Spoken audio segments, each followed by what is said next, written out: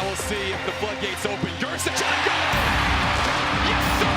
Shane Gersich makes it 2.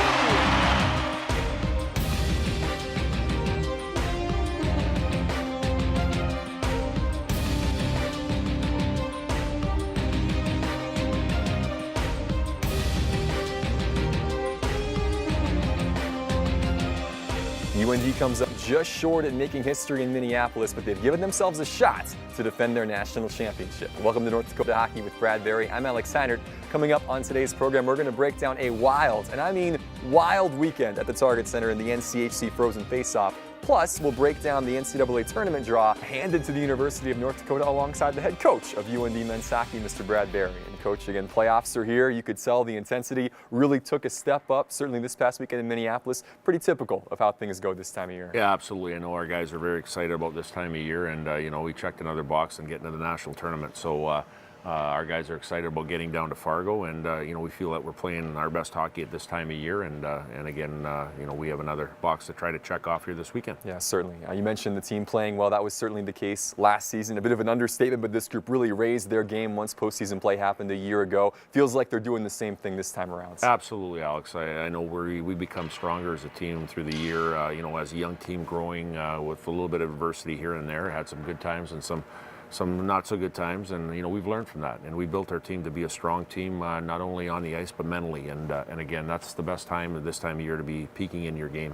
Yeah, well, it's certainly paying off this time of year. A couple of big games this weekend at the Target Center. We'll have the full highlights from Friday and Saturday from Minneapolis when we come back.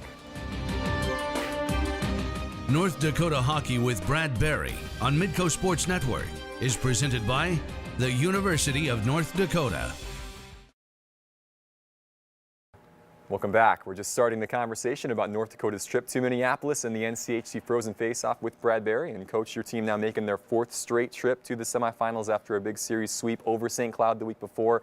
You'd never won that semifinal game, though. That had always kind of been a stumbling block for this group. How much just of the history and wanting to rewrite that played a factor in this weekend? Well, yeah, absolutely. That was one. There's a bunch of things that went into it. Obviously, not winning that first game, that's kind of a burr on our side that we wanted to try to get over, and our guys did that. Obviously playing a team like Denver, it would be a tough feat, but we did all the right things to win that game. But the biggest thing for us is our lives are on the line. We needed to win at least one game down in Minneapolis, and it was no better feeling than win that first game down there on Friday. Yeah, certainly the pressure was there. A great opponent, certainly in the #1 team in the country in DU as you go to the Target Center on Friday night. The Pioneers riding a 13-game winning streak into Minneapolis. You yourselves riding a 4-game streak after a couple of big sweeps in the weeks previous. A win again would guarantee you a spot in the NCAA Tournament for a 15th straight season. A lot of firepower on this Denver team, and they showed it early. Some good chances early on for the Pioneers. Yeah, you know what? They have a forward group that's very skilled and very evasive. And again, you have to make sure that you play well defensively, when they do have the puck. 7 saves for Cam Johnson in the opening frame. You see as many black jerseys around the front of the net. A good team defensive effort to keep them out of the net early on. Yeah, and that was part of the game plan going forward, that we made sure we had a lot of bodies back to make sure that we covered the front of our net. Tail end of the first, you started to get some good opportunities on net. Tyson Joster with a 2-on-1 chance. A little later, Christian Wolanin putting one on frame, starting to test Chandler Gillette a little bit as this game went on. Yeah, I thought we had a lot of time in the offensive zone here of moving pucks around here. You can see on the power play we had some good movement and didn't quite capitalize, but we got a good look on it. Yeah, you'd outshoot DU 10-7 in the first, but Tanner Gillette and Cam would both hold up on their end. Nothing after one.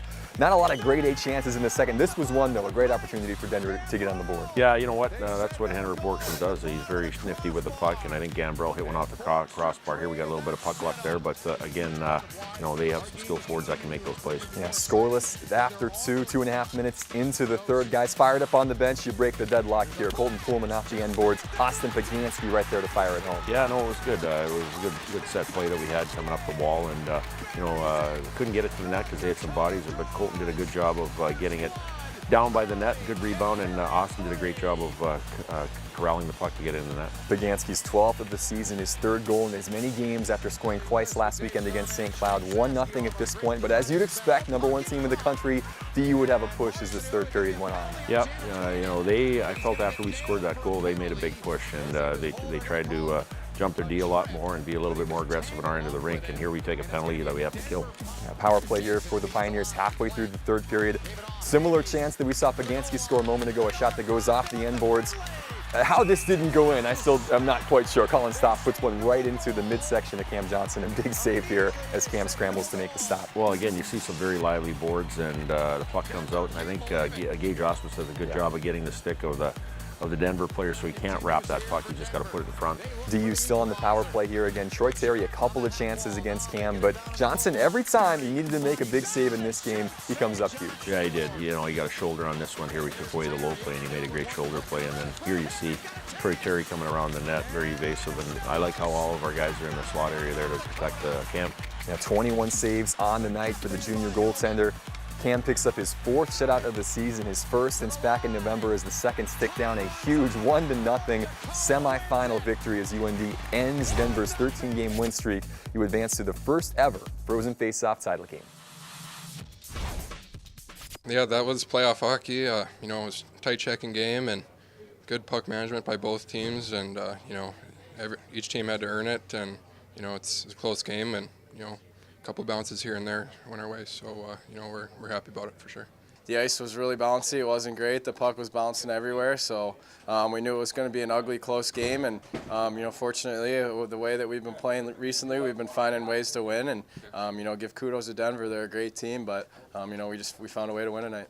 To compare ourselves and play a good game against these guys gives us a ton of confidence throughout the rest of our season that we can stick with anyone and continue our role here.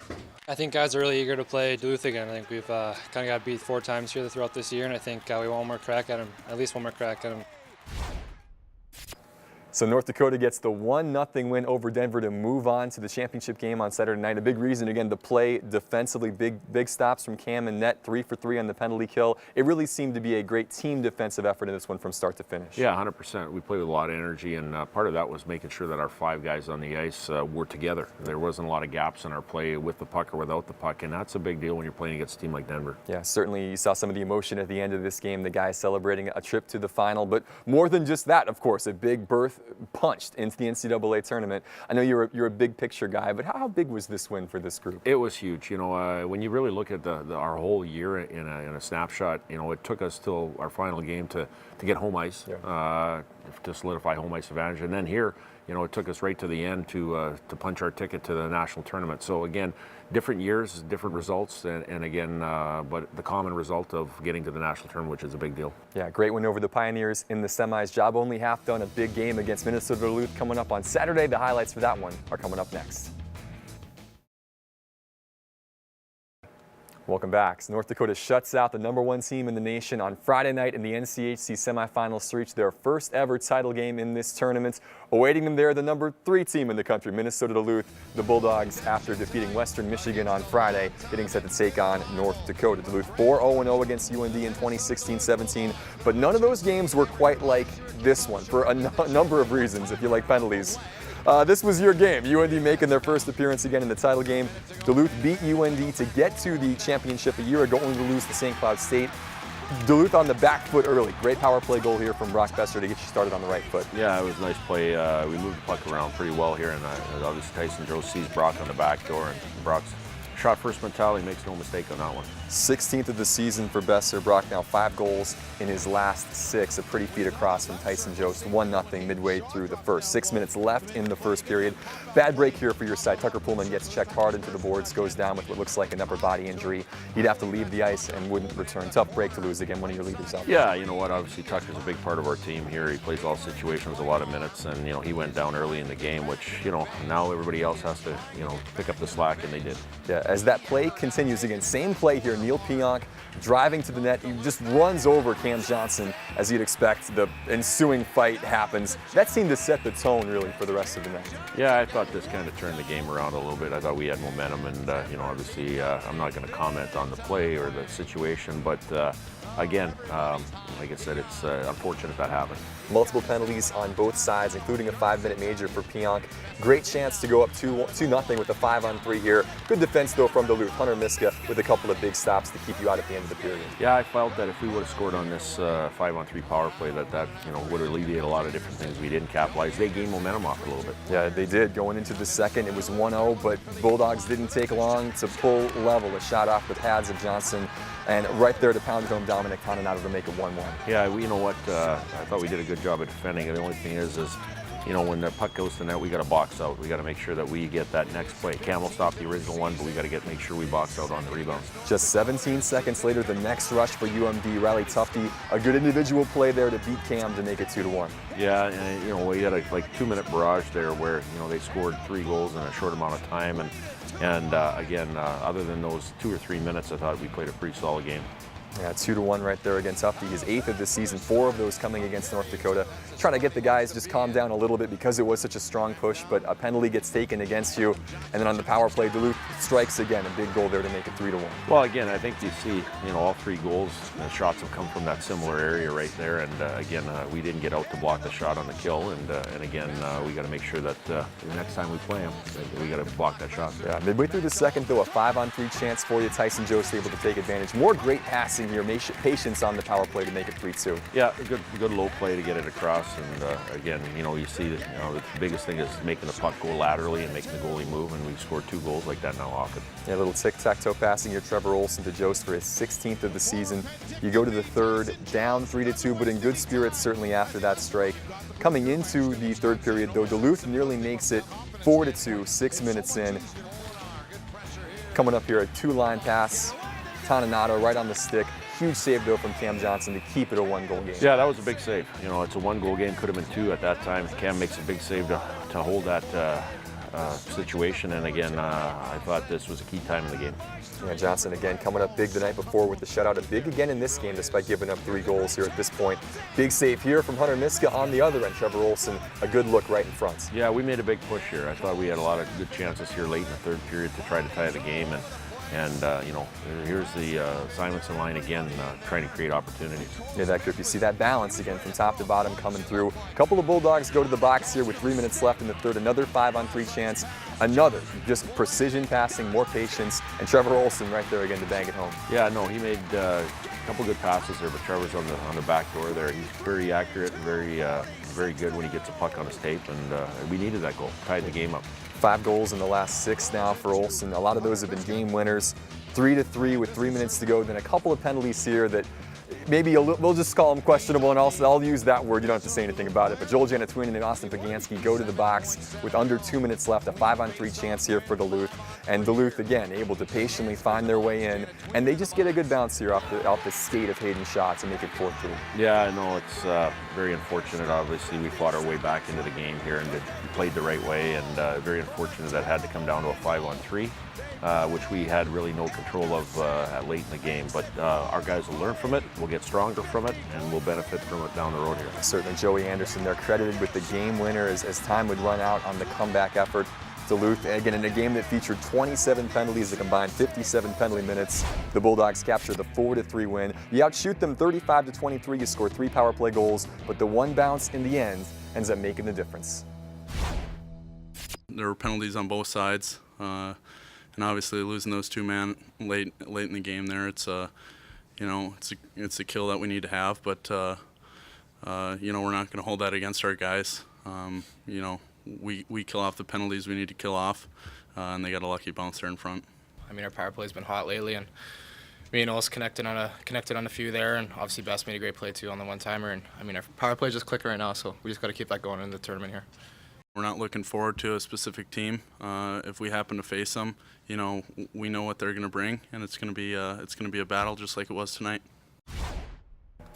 So Minnesota Duluth captures the NCHC Frozen Faceoff title, a 4-3 win on Saturday, Coach. And you know, that snaps a 5-game winning streak for you. During that streak, and during really the last month and a half or so, you've not really trailed much. You've really been on the front foot for the most part. Great fight for your team in this one to be down 3-1. That's got to help you moving forward to see them come back from a losing position and really put themselves in a position to win. Yeah, absolutely, Alex. I think early in the year, if that would have happened, I think you know, the end result wouldn't have been nearly the same. You know, we had a battle back approach. I thought we got ourselves into the game. Unfortunate way it ended. I thought, you know, if we got to overtime, I think it would have been a different situation and we'd be on the top end of that.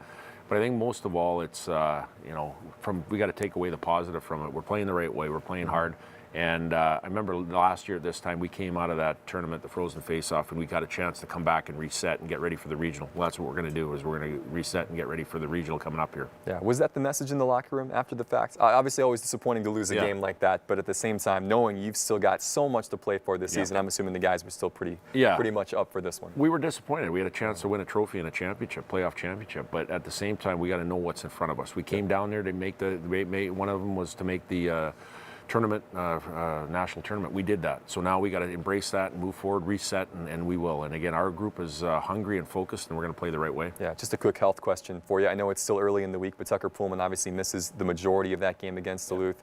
What's his status? When will you kind of know for this weekend? Well, we'll go through the week again. Obviously he's trending in the right way. And again, anybody that knows Tucker Pullman, like, he's a warrior. He battles, and he has the North Dakota mentality. So again, you will see how he goes, but there's a good chance that he'll be there. Yeah, well, there is a chance that that's not the last time you'll see the Bulldogs this season. We'll preview the West Regional that has North Dakota and UND in it when we come back.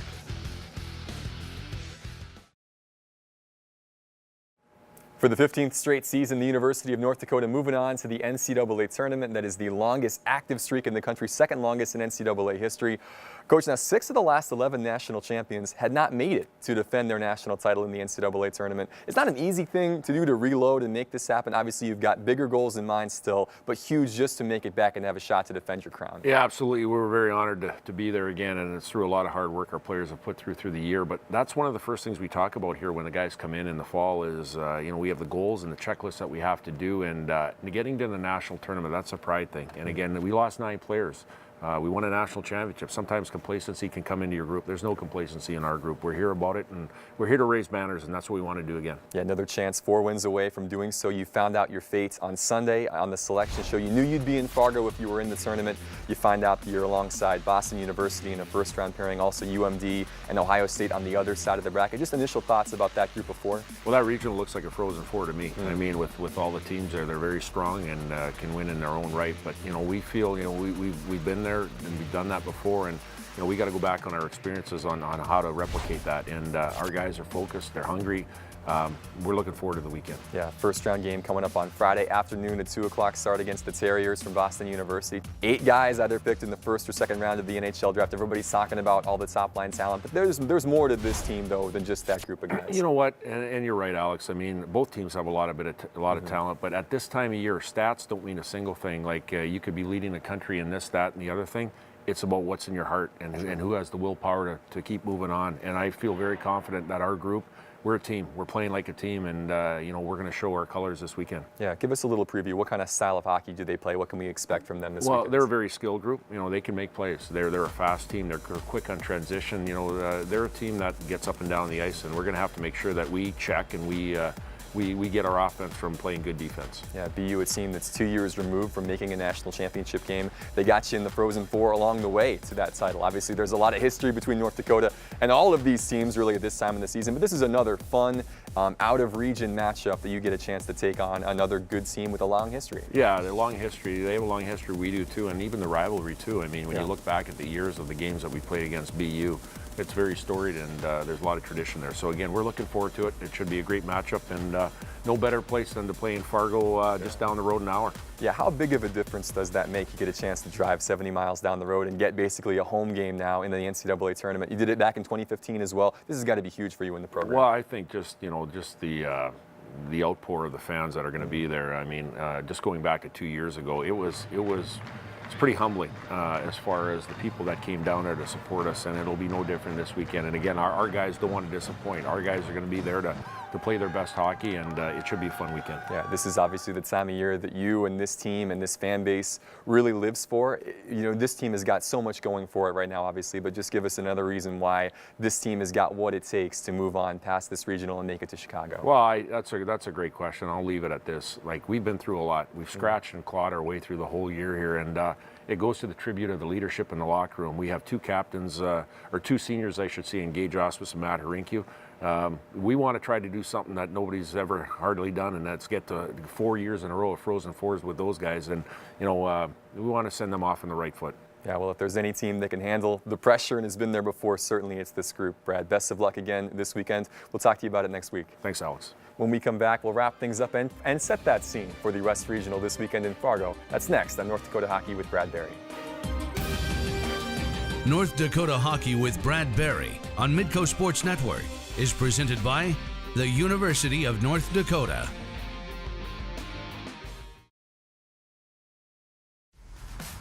Get ready, Fargo. Shields Arena is going green this weekend. North Dakota set to take on Boston University on Friday in round 1 of the NCAA Tournament's West Regional. The puck drops at 2 p.m. Central Time. If you are not one of the lucky 5,000 that already have tickets, you can catch that game on ESPN2. The winner of UND BU will take on the winner of Minnesota Duluth and Ohio State on Saturday at 5 p.m. with a trip to Chicago and the 2017 Frozen Four on the line. UND and Duluth, 2 of 4 NCHC teams to reach the national tournament, the 3rd straight year that at least half the conference has made the NCAAs. Denver, the top seed in the Midwest, while Western Michigan is the 2 seed in the East. Harbor and Minnesota, the other top 2 seeds in this year's tournament. We'll break down everything that goes down in Fargo this weekend next week on North Dakota Hockey with Brad Berry. Until then, I'm Alex Heinert. I'll see you at Shields Arena.